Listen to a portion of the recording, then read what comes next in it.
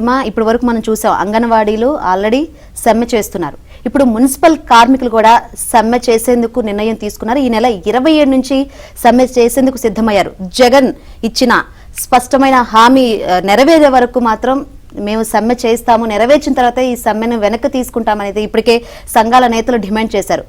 ఏదైతే కాంట్రాక్టర్లను రెగ్యులరైజ్ చేశారు, out sourcing వాళ్ళని కూడా రెగ్యులరైజ్ చేయాలి, అదేవిధంగా మాకు 20,000 జీతం ఇవ్వాలి, డిఏలు ఇవ్వాలి, మాకు ఏదైతే రావాలో అవన్నీ స్పష్టమైన హామీ నెరవేర్చే వరకు మేము ఈ సమ్మెను ఆపే ప్రసక్తే లేదని తేల్చి చెప్పిన పరిస్థితులు అయితే కనిపిస్తున్నాయి. రైట్. మరోవైపు ఎవరైతే అంగన్వాడీలు సమ్మె చేస్తున్నారో వాళ్ళ ప్లేస్ లో మొత్తం అటు సచివాలయ ఉద్యోగుల్ని వాలంటీర్ని రంగంలోకి దించారు. ఇప్పుడు ఈ కార్మికులు సమ్మె చేస్తున్నారు, వీళ్ళ ప్లేస్ లో ఎవరిని రీప్లేస్ చేస్తారు అనే సెటైర్లు కూడా వినిపిస్తున్నాయి. సీఎం జగన్ స్పష్టమైన హామీ ఇచ్చే వరకు సమ్మె నిర్ణయం వెనక్కి తీసుకునేది లేదు అని మున్సిపల్ కార్మిక సంఘాల సంయుక్త కార్యాచరణ కమిటీ స్పష్టం చేసింది. ఈ నెల 27 నుంచి తలపెట్టిన మున్సిపల్ పారిశుద్ధ్య కార్మికుల సమ్మె కొనసాగిస్తామని తేల్చి చెప్పింది. మున్సిపల్ పట్టణాభివృద్ధి శాఖ ప్రత్యేక ప్రధాన కార్యదర్శి Y Srilakshmi, director Koteswararao, JAC రాష్ట్ర కన్వీనర్ పోరు మామిళ్ల సుబ్బారాయుడు, అలాగే వైవి రమణ, రంగనాయకులు, శ్యాములతో సమావేశమయ్యారు.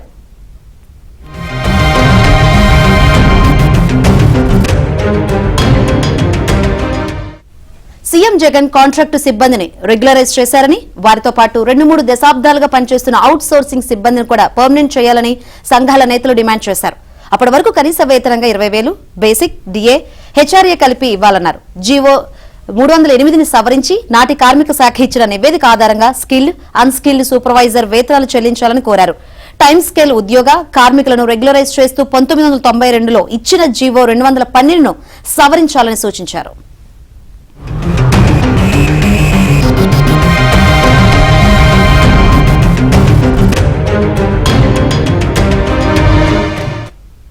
కోవిడ్-19 విపత్తులో పారిశుద్ధ్య పనుల కోసం తీసుకున్న కార్మికులను యథావిధిగా కొనసాగించాలని డిమాండ్ చేశారు. సుప్రీంకోర్టు తీర్పు ప్రకారం అండర్ గ్రౌండ్ డ్రైనేజీ వర్కర్లు మరణించినా, ప్రమాదాల బారిన పడినా 30 లక్షల ఎక్స్ గ్రేషియా చెల్లించాలి అని కోరారు. పర్మనెంట్ కార్మికులకు జీపీఎఫ్ ఖాతాలు తెరవాలి అని సూచించారు. 2021 నుంచి పెండింగ్ లో ఉన్న సరెండర్ లీవ్ల ఎన్క్వాష్మెంట్ సత్వరమే విడుదల చేయాలి అని డిమాండ్ చేశారు.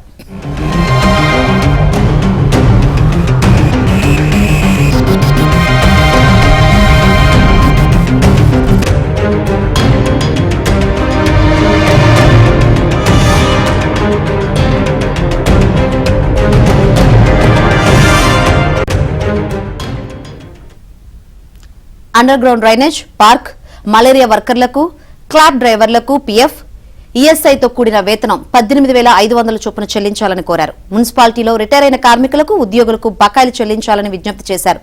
నాన్ పీహెచ్ వర్కర్ల కుటుంబ సభ్యులకు వితంతు, వృద్ధాప్య పెన్షన్లు, అమ్మఒడి, చేయూత, షాదీ తోఫా వంటి పథకాలు వర్తింపచేయాలని కోరారు. కంటిజెంట్ వర్కర్లను రెగ్యులర్ చేయాలన్న డిమాండ్లను కూడా శ్రీలక్ష్మి ముందుంచారు. ఇదే అంశానికి సంబంధించి మరిన్ని అప్డేట్స్ మా కరెస్పాండెంట్ ప్రసాద్ అడిగి తెలుసుకుందాం. ప్రసాద్, మున్సిపల్ కార్మికులు కూడా సమ్మెబాట పట్టనున్నట్లుగా ఆల్రెడీ ప్రభుత్వానికి అల్టిమేటం జారీ చేసినట్లుగా తెలుస్తుంది. అప్డేట్స్ ఏంటి? ఎన్నికల సమయంలో జగన్మోహన్ రెడ్డి వివిధ వర్గాల వారికి హామీలు ఇచ్చారు. అందులో ప్రధానంగా కాంట్రాక్ట్ వర్కర్లను పర్మనెంట్ చేస్తామని, వేతనాలు కూడా పూర్తి స్థాయిలో రెట్టింపు చేస్తామని కూడా హామీలు ఇచ్చిన పరిస్థితి. అయితే ఈ 4.5 ఏళ్లుగా వాటిపై అనేక మార్లు విజ్ఞప్తులు చేసినా పట్టించుకోకపోవడంతో వివిధ రూపాల్లో ఇప్పటికే శాంతియుత మార్గంలో కాంట్రాక్ట్ కార్మికులు ఆందోళన నిర్వహించారు. అది దీనికి సంబంధించి ప్రభుత్వానికి ఎటువంటి స్పందన లేకపోగా వారిపై కక్ష సాధించేందుకు పాల్పడటంతో సమ్మె పత్రాలను కూడా ఇచ్చారు. ఈ నేపథ్యంలోనే జగన్మోహన్ రెడ్డి గతంలో ఏదైతే హామీలు ఇచ్చారో ఆ హామీలు పూర్తిగా అమలు చేయాలని సమ్మెబాటు పట్ల తప్పదని కూడా హెచ్చరించిన పరిస్థితి. అంతేకాకుండా ఆ కాంట్రాక్ట్ కార్మికులు కూడా 50 ఎలమెంట్స్లు కానీ ప్రభుత్వం నుంచి రావాల్సిన పట్టాలు కానీ ఇవన్నీ కూడా పెండింగ్ లో పెట్టారు. వాటి గురించి అయితే అధికారులు పాల్గొని చర్చల పేరుతో కాలయాపన చేస్తున్నారు తప్ప ఎక్కడ వాటిని పూర్తి స్థాయిలో విడి చేయకుండా కాలయాపన చేస్తున్నారని మండిపడుతూ ఉన్న పరిస్థితి. ఇప్పటికే అంగన్వాడీ మహిళలు సమ్మెబాటు పట్టగా మరోవైపు ఆశా వర్కర్లు కూడా జగన్మోహన్ రెడ్డి తీరుపై ధ్వజమెత్తు విజయవాడతో పాటు రాష్ట్ర వ్యాప్తంగా 36 గంటల పాటు దీక్ష చేపట్టారు. అప్పటికి స్పందించకపోతే సమ్మెబాటు పడతామని చెప్తా ఉన్నారు. ఇప్పుడు మరోవైపు కార్మికులు కూడా జగన్మోహన్ రెడ్డి తీరుపై అలాగే వైసీపీ ప్రభుత్వ విధానాలపై తీవ్రస్థాయిలో మండిపడుతూ ఉన్నారు. ఇప్పటికైనా కూడా జగన్మోహన్ రెడ్డి ఏదైతే హామీలు ఇచ్చారో హామీలు అందరూ గుర్తు చేస్తారు. ఎందుకంటే ఎన్నికల సమయంలో చంద్రబాబు ఏమీ చేయలేదు, తాము వస్తే అన్ని చేసేస్తాము, అందరినీ పర్మనెంట్ చేస్తామని ప్రతి సభలో కూడా ఆయన ప్రసంగం ఏదైతే చేశారో ఆ వీడియోని కూడా ఇప్పుడు సోషల్ మీడియాలో పోస్టులు చేస్తూ మళ్ళీ వైసీపీ నాయకులకి పార్టీలు గుర్తు చేస్తా ఉన్న పరిస్థితి. అయినప్పటికీ కూడా వారికి ఎవరైతే ఉద్యోగులు కాంట్రాక్ట్ కార్మికులు ఉన్నారో వారిపై ఎదురుదాడి చేసిన తప్ప చర్చల ద్వారా వారి సమస్యలు ఏంటి, వారిని ఏ విధంగా మనం పరిష్కరించవచ్చు, ప్రభుత్వ పరంగా ఏ విధంగా సాయం అందించవచ్చు అనే అంశాలపై చర్చలు చేయకుండా మంత్రుల నుంచి ఎమ్మెల్యేల వరకు ఇష్టానుసారంగా నోరు పారేసుకోవడం. నిన్న అంగన్వాడీ మహిళలు కూడా ఒళ్ళు బలిసి సమ్మె చేస్తున్నారంటూ చేసిన వ్యాఖ్యలపై కూడా పెద్ద దుమారం తగ్గింది.